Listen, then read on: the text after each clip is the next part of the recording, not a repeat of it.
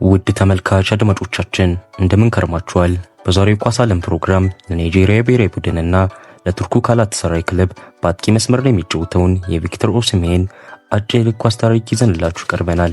እንደምትደሰቱበት እናምናለን። ለቱርኩ ጋላታሳራይ ክለብ የሚጫወተው ቪክተር ኦሲሜን ማን ነው?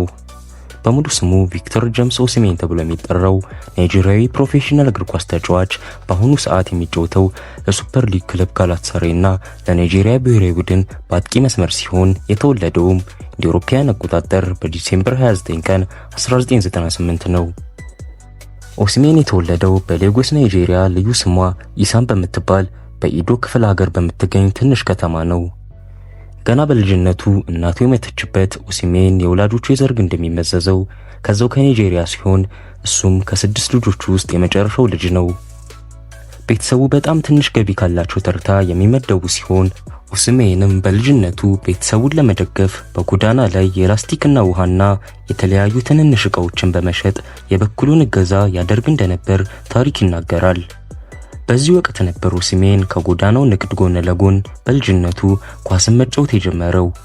ይሁን እንጂ አባቱ ትምህርቱ ላይ ትኩረት እንዲያደርግ ነበር ፍላጎቱ። ቢሆንም የልጁ ፍላጎት በማየቱ ቆይቶ አባቱ እገዛ ያደርግለት ነበር።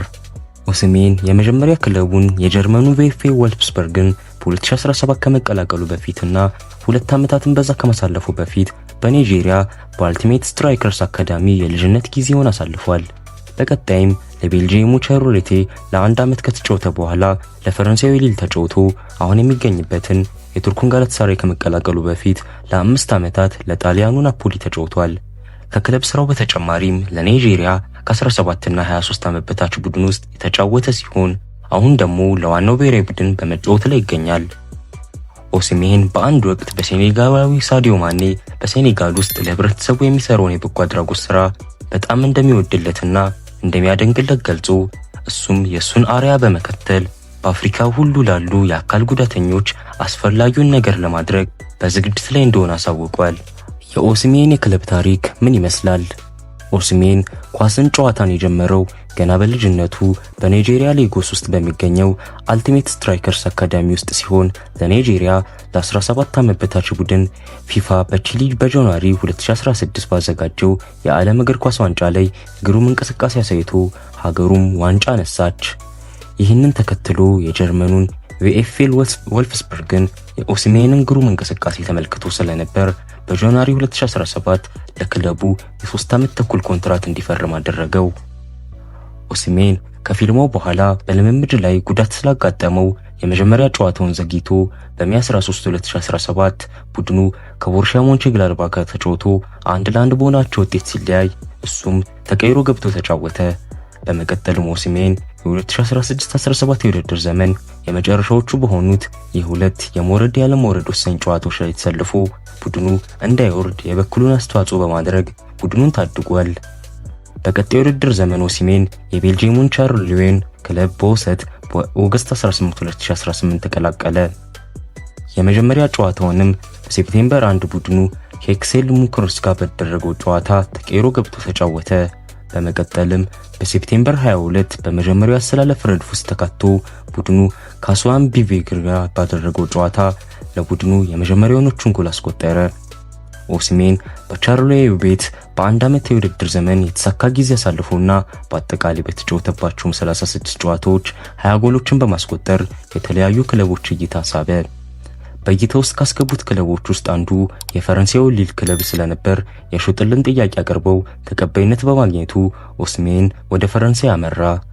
ይህ ከሊል ጋር የተገባው ኮንትራት በኦገስት 1 2019 ጀምሮ ተጫዋቹን ለቀጣይ 5 ዓመታት የክለቡ አባል ማድረግ ሲሆን የሽያጩም ዋጋ 12 ሚሊዮን ዩሮ ሆኖ በተጨማሪም 3 ሚሊዮን ዩሮ ለጉርሻና ለተለያዩ ጥቅማ ጥቅም የታከለበት ነበር። ከኮንትራት ፊርማው ከ10 ቀናት በኋላ በኦገስት 11 ኦሲሜን ለክለቡ የመጀመሪያ ጨዋታውን አድርጎ ቡድኑ ናንትስን 2-1 ሲረታ ሁለቱንም ጎል በማስቆጠር ጅማሩን የተሳካ አደረገ። ከሁለት ሳምንት በኋላ በፈረንሳይ ሶስተኛው ጨዋታ ላይ ቡድኑ ሴንት ኢቴንን 3-0 ሲያሸንፍ ሌላ 2 ጎሎችን አስቆጠረ። በዛን ወቅት ብቃቱን ተከትሎ አይሉኬፔ የተባለ የፈረንሳይ ስፖርት ጋዜጣ ከ10 8ኛ ደረጃን እንዲሰጠው አስችሎት ነበር። ኦስሜንም በመቀጠል በሴፕቴምበር ወር በተጫወተባቸው 5 የሊግ ጨዋታዎች 2 ጎሎችን በማስቆጠሩና 2 አሲስት በማድረጉ የፈረንሳይ ሊግ የወሩ ምርጥ ተጫዋች ተብሎ ተመረጠ። ከዚያም በኦክቶበር 2 2019 በአውሮፓ የክለቦች ቻምፒዮንስ ሊግ ቡድን በእንግሊዙ ቼልሲ 2-1 ሲሸነፍ ለጨዋታው ብቸኛውን ጎልና በአውሮፓ ቻምፒዮን የመጀመሪያ የሆነችውን ጎል አስቆጠረ። ኦስሜን በውድድር ዘመኑ በሊጉ 25 ጨዋታዎችን ተሰልፎ ተጫውቶ 13 ጎሎችን በማስቆጠር የሊል ከፍተኛ ግብ አስቆጣሪ ሆኖ ሲያጠናቅቅ በሁሉም ውድድሮች ደግሞ 18 ጎሎችን አስቆጥሯል። ይሁን ብቃቱ በውድድር ዘመኑ በፈረንሳይ ሊግ የአፍሪካ ኮከብ ተጫዋች ሽልማትን እንዲያገኝ ያስችሎታል።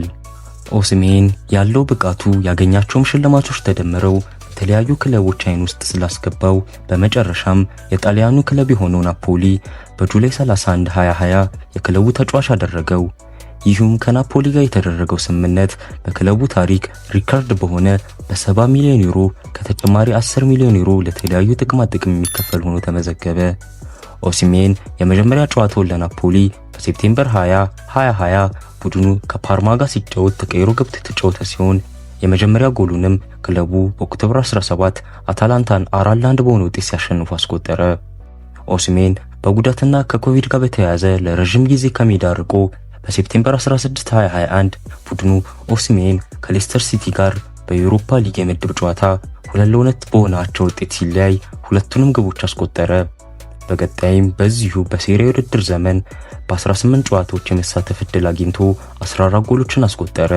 በመጨረሻም ኦስሜን በናፖሊ ቤት እስከ ኦገስት 2024 ከቆየ በኋላ በርካታ ክለቦች የዝውውር ጥያቄ በመቅረባቸውና የቱርኩ ጋላታሳራይ የተሻለ ዋጋ በማቅረቡ ወደዛው አመራ። በናፖሊ ቆይታው በሁሉም ውድድሮች 133 ጊዜ የተጫወተ ሲሆን 76 ጎሎችን አስቆጥሮ 18 ጎል ለሆኑ ኳሶችን አቀብሎ ነበር። የቱርኩም ክለብ ጋላታሳራይ የኦስሜንን ዝውውር በሴፕቴምበር 2025 ይፋ ያደረገ ሲሆን በሴፕቴምበር 14 የመጀመሪያ የሊጉን ጨዋታ አደረገ። በመቀጠልም በሴፕቴምበር 28 ቡድኑ በሊጉ ከካሳምፒሳ ጋር ተጫውተው በውጤቱም 3-3 ሲለያዩ እሱም ለቡድኑ የመጀመሪያ የሆኑትን 2 ጎሎች አስቆጠረ። በቀጣይም ደግሞ በአውሮፓ ሊግ ቡድኑ በኖቬምበር 7 አያክስን 3-2 ሲረታ እሱም በ8 ደቂቃ ውስጥ 2 ጎሎችን አከታትሎ አስቆጠረ። ኦስሜን አሁንም ይህንን ፕሮግራም እስካጠናቀርንበት ጊዜ ድረስ ለጋላታሳራይ በመጫወት ላይ ሲገኝ እስካሁንም በሁሉም ውድድሮች 47 ጊዜ የተሰለፈ ሲሆን 40 ጎሎችን በማስቆጠር በየጨዋታው ጎል አስቆጣሪነቱን በማስመስከር ላይ ይገኛል። የቪክተር ኦስሜን የብሔራዊ ቡድን ተሳትፎ ምን ይመስላል? ኦስሜን የ2015 የፊፋ ከ17 ዓመት በታች በቺሊ በተዘጋጀው የዓለም ዋንጫ ያሸነፈው የናይጄሪያ ቡድን አባል ሆኖ የብሔራዊ ቡድኑን ጨዋታ የጀመረ ሲሆን በዚህም ውድድር በ7 ጨዋታዎች 10 ጎሎችን አስቆጥሮ የወርቅ ጫማና የብር ኳስ ሽልማቶችን አሸንፏል። በዚሁም ባሳየው ብቃት የ2015 የካፍ ኮከብ ወጣት ተጫዋች ሽልማትን በወቅቱ አግኝቷል። ኦስሜን ለዋናው የናይጄሪያ ቡድን ደግሞ መጫወት የጀመረው በጁን 10 2017 ሲሆን ይህም ቡድኑ በደቡብ አፍሪካ 2-1 በተሸነፈበት ጨዋታ ነበር። በመካከሉ ግን ኦስሜን ከ23 ዓመት በታች ቡድን እንዲወክል ተደርጎ ነበር። ኦስሜን በ2019 ግብጽ ላይ ተደርጎ በነበረው የአፍሪካ ዋንጫ የተሳተፈ ሲሆን ሆኖም ግን በርካታ ቀደም ብለው የቡድኑ አባል የነበሩ ተጫዋቾች ስለነበሩ እምብዛም የመሰለፍ ዕድል አላገኘም ነበር። በቀጣይ በጎላ መልኩ የተጫወተው በ23ኛው የአፍሪካ ዋንጫ ማጣሪያ ላይ ሲሆን በዚሁም ናይጄሪያ ሴራሊዮንን በደርሶ መልስ ጨዋታ 2 ጊዜ ስትረታ 1-1 ጎል አስቆጥሯል። በቀጣይ ናይጄሪያ በዚሁ ማጣሪያ የተገናኘችው ከሳኦ ቶሜ ጋር ሲሆን በደርሶ መልሱ ጨዋታ ናይጄሪያ 10-0 እና 6-0 ስታሸንፍ ኦስሜንን በድምሩ 7 ጎል ሲያስቆጥር በሁለቱም ጨዋታ ሃትሪክ ሰርቷል። ኦስሜን አሁንም ለናይጄሪያ ብሔራዊ ቡድን በመጫወት ላይ የሚገኝ ሲሆን እስካሁን በተጫወተባቸው 43 ጨዋታዎች 29 ጎሎችን በማስቆጠር ጎል አግቢነቱን እያስመሰከረ ይገኛል። ቪክተር ኦስሜን በርካታ ስኬቶችን በግሉ የተቀዳጀ ሲሆን ከሞላ ጎደል የሚከተሉት ናቸው። የ2015 ከ17 ዓመት በታች የአፍሪካ ወርቅ ጫማ ተሸላሚ ነበር። አሁንም በዚሁ ከ17 ዓመት በታች የዓለም ዋንጫ ወርቃማ ጫማና የብር ኳስ ተሸላሚ ነበር። አሁንም እንደገና በዚሁ ዓመት የአፍሪካ ምርጥ ወጣት ተጫዋች ተብሎም ተሰይሟል። የሴፕቴምበር 2017 የፈረንሳይ የሊጉ የወሩ ምርጥ ተጫዋችም ነበር።